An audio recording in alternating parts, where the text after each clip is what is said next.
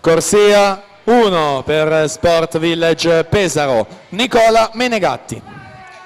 Alla 2 parte Marco Pizzol, notto di nuoto 74.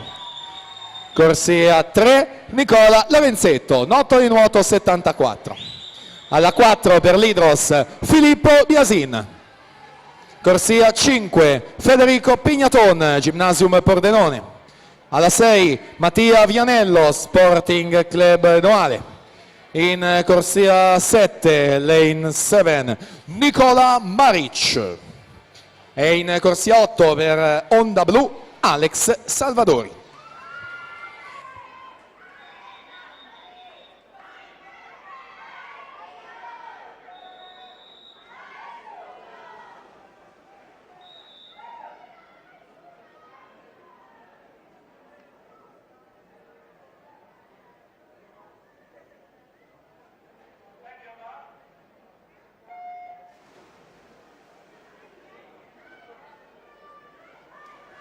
In acqua la finale junior, record della manifestazione è di Marco Deano dell'anno scorso, 5-5-5-5.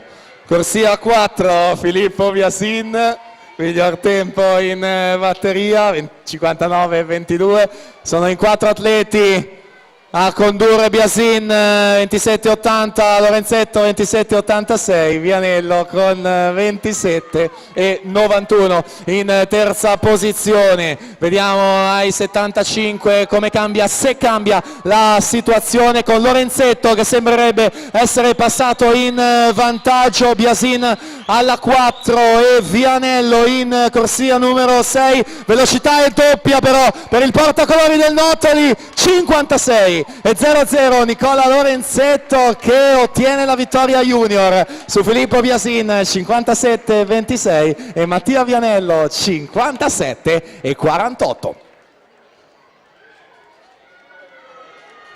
Prossima